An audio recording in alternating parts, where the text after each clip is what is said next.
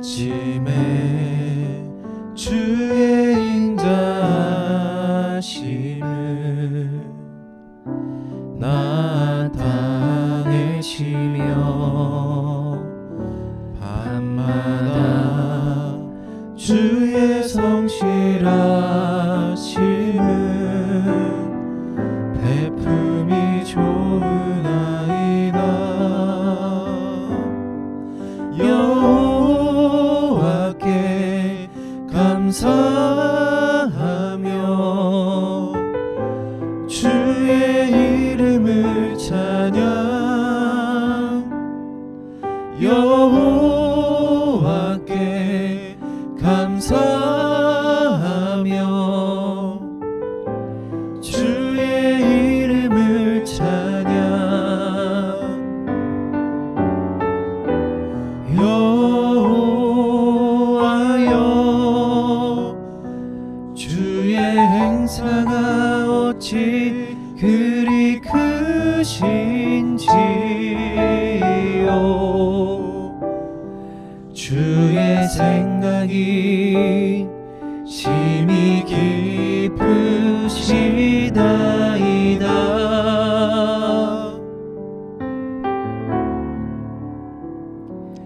아침에 주의 인자하심을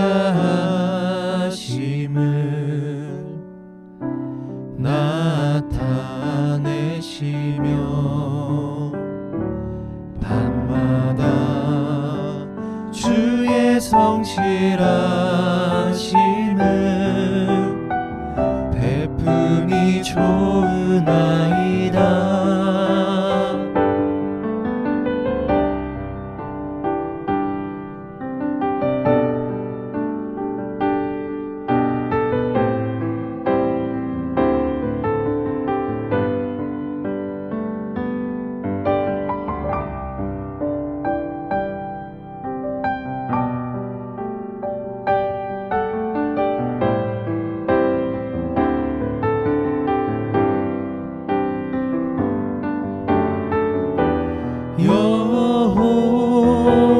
여호와여 주의 행사가 어찌 그리 크신지요. 주의 생각이 심히 깊으시나이다.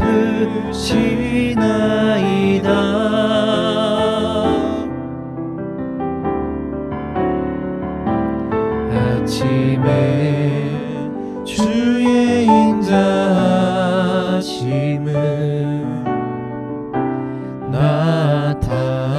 나타내시며 밤마다 주의 성실하심을 베품이 좋으나이다. 아침에 주의 인자하심을 나타내시며 밤마다 주의 성실하심을 베품이 좋으나이다.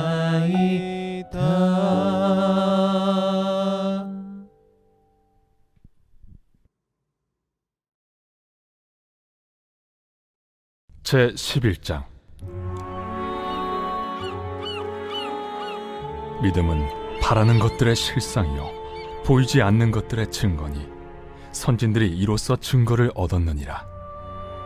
믿음으로 모든 세계가 하나님의 말씀으로 지어진 줄을 우리가 아나니 보이는 것은 나타난 것으로 말미암아 된 것이 아니니라.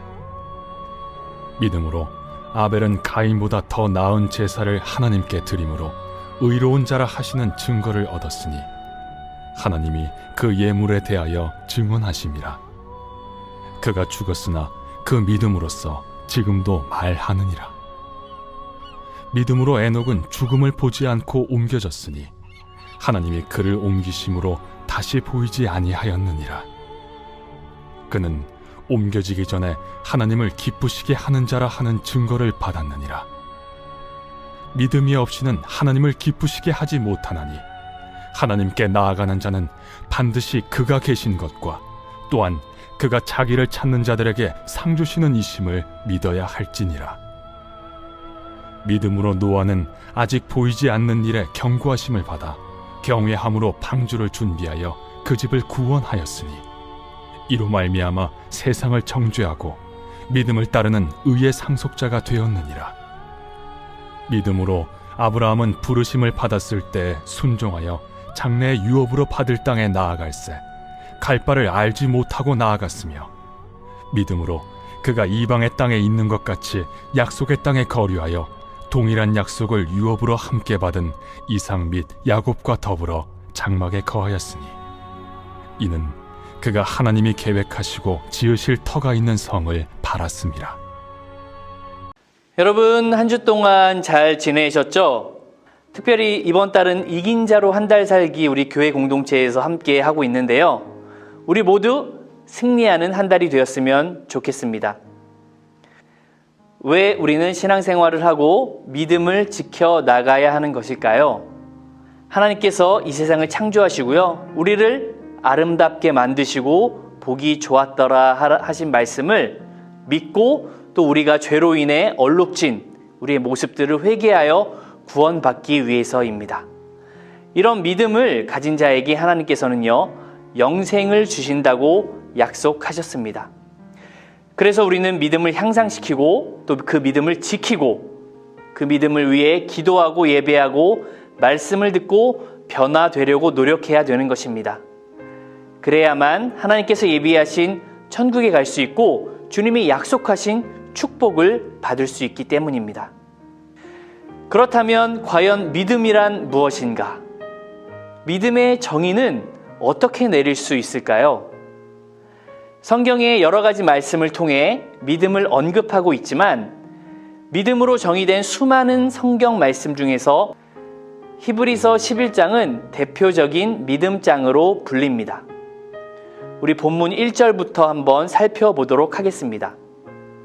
1절에 보면요, 믿음은 바라는 것들의 실상이요 보이지 않는 것들의 증거니, 우리가 꿈꾸고 바라는 것들이 이루어질 것을 기대하고 소망하는 것이 믿음이다. 지금은 눈에 보이지 않지만 손에 잡히지는 않지만 그렇게 될 것이라고 믿고 신뢰하는 것이 믿음이라는 것입니다.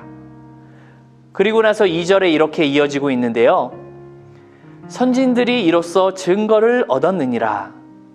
믿음의 사람들이 이렇게 살아왔다는 증거가 성경에 고스란히 기록되어 있다는 것입니다. 3절에 믿음으로 모든 세계가 하나님의 말씀으로 지어진 줄을 우리가 아나니 보이는 것은 나타난 것으로 말미암아 된 것이 아니니라. 하나님이 이 세상을 창조했다, 말씀으로 만드셨다는 것은 우리가 믿음으로서만 알 수 있기 때문에 우리가 믿을 때 비로소 하나님의 천지창조를 이해할 수 있다는 것입니다. 그 이후에 믿음에 대해 구체적으로 언급하면서요, 사람들이 소개되고 있습니다. 믿음이란 이런 것이다. 믿음이 생기면 이런 행동이 수반된다라는 내용이 3명의 인물을 통해서 거론되고 있는데요. 4절부터 한번 천천히 살펴보도록 하겠습니다. 4절에 보면요, 믿음으로 아벨은 가인보다 더 나은 제사를 하나님께 드림으로 의로운 자라 하시는 증거를 얻었으니 하나님이 그 예물에 대하여 증언하심이라. 그가 죽었으나 그 믿음으로써 지금도 말하느니라. 이 가인과 아벨은 형제였습니다. 태초의 인간 아담과 하와가 낳은 두 형제였는데 형이 가인이었고 동생이 아벨이었는데요, 형 가인이 아벨을 죽이는 사건이 발생합니다.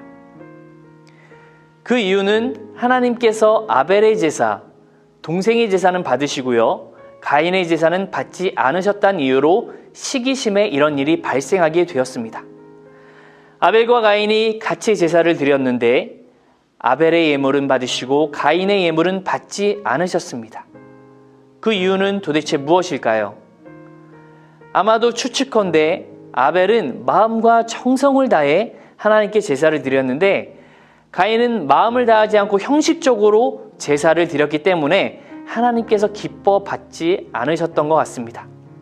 그래서 하나님께서는요, 아벨의 제사는 받으시고 가인의 제사는 받지 않았습니다. 우리가 살고 있는 이 시대에 제사는 드리지 않고 하나님께 예배를 대신해서 드리고 있습니다. 그래서 우리도 아벨과 가인의 사건을 보면서요, 형식적인 예배가 아니라 마음과 뜻을 다하는 예배를 드려야 하나님께서 기뻐 받으시는 예배가 될 것입니다. 즉, 믿음이 있는 사람들은요, 예배 드릴 때 마음과 정성을 다해 예배를 드린다는 것을 알 수 있습니다. 그래서 첫 번째로 믿음을 정의하면요, 하나님께 마음을 다해 예배 드리는 것이 믿음이다 라고 할 수가 있습니다. 여러분들은 마음을 다해 예배 드리고 계신가요?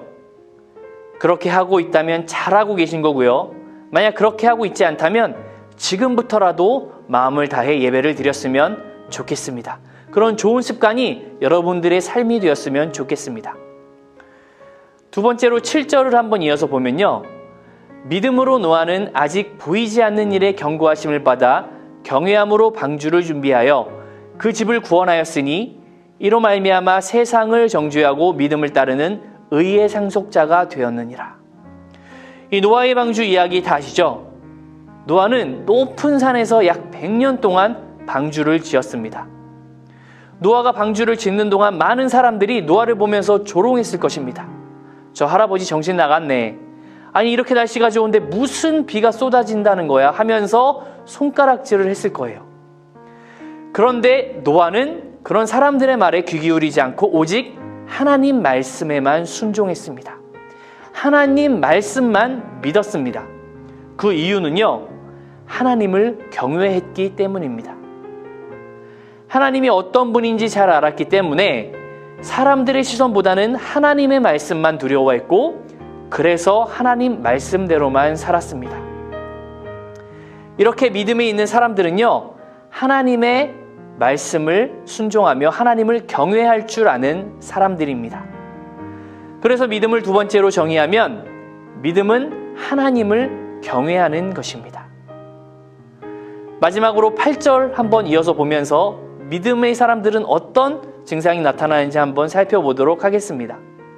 8절에 보면 믿음으로 아브라함은 부르심을 받았을 때에 순종하여 장래의 유업으로 받을 땅에 나아갈새 갈 바를 알지 못하고 나아갔으며 믿음으로 그가 이방의 땅에 있는 것 같이 약속의 땅에 거류하여 동일한 약속을 유업으로 함께 받은 이삭 및 야곱과 더불어 장막에 거하였으니 이는 그가 하나님이 계획하시고 지으실 터가 있는 성을 바랐음이라.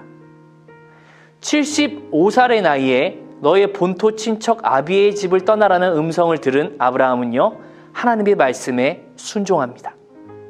상식적으로 이해할 수 없는 행동이죠.